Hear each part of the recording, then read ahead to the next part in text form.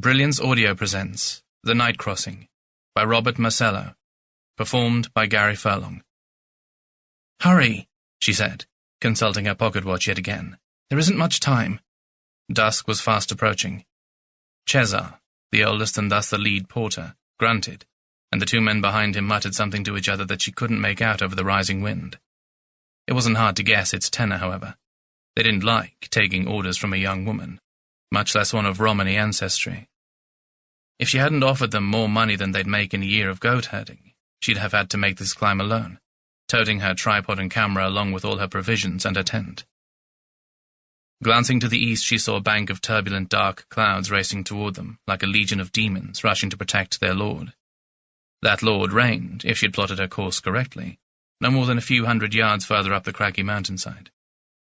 It had taken her weeks to reach this remote stretch of the Carpathian mountain range, and a steady climb all day to get where she was going now.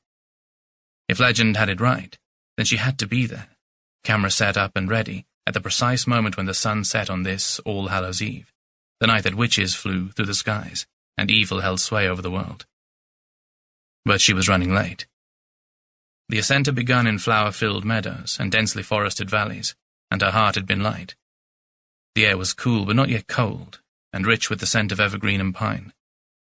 Red hawks had circled overhead. Fat, black bears had swatted fish from the rushing streams. Deer had peered fearfully from the trees. Apart from the 3 bearers she had hired in Sinaya, she had not seen a human in many days. It was a primeval place with nothing of the modern world. No glaring gas lamps, sputtering electricity, or clanging trolley cars to disturb the natural quiet. And she had hiked on, head down under her wide-brimmed hat, wrapped in her own thoughts and observations, searching the ground for any errant clue or geological anomaly. "You'll never need spectacles," her father often proclaimed. "You see more than an owl."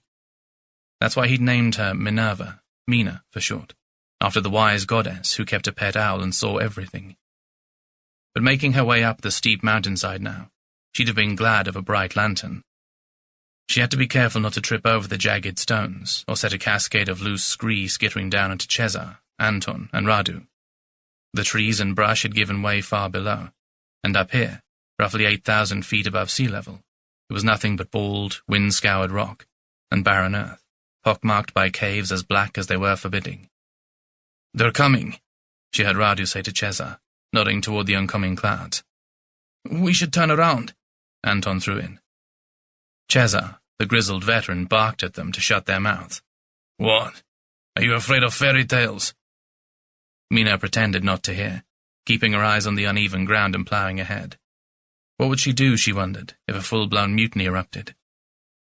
And then, even as the sun passed below the trio of surrounding grey peaks, called the Old Women because of their fearsome, hunched-over shapes, she saw in the gathering gloom a flat plateau the size of a town square. But where a town square might be laid out before a church or city hall, this one was dominated by something else entirely. A massive, brooding figure, cut from the stone, easily 30 feet high and nearly half as broad. The sight of it stopped her in her tracks, and Cesar, who'd been watching the ground himself, bumped into her. Then he stopped too, and looked up. The figure was a sphinx, the mythical monster from Middle Eastern legend and lore, the great half-human, half-lion beast, resting on its haunches, whose baleful stare had gazed out over the Saharan desert for millennia, whose headdress, the iconic Nemesh, echoed the Egyptian pharaoh's own. But to find it here of all places, thousands of miles from the delta of the Nile or the Valley of the Kings, atop a nearly inaccessible Carpathian mountain peak, its huge empty eye sockets looking west toward the pale sun setting over the cliffs and treetops of neighboring Transylvania, was unnerving. Mina thought she had been prepared for it. She had heard the stories, she had seen the original monuments squatting on the desert sands. But she had not been as prepared as she thought. Not for this. Her mouth fell open in wonder,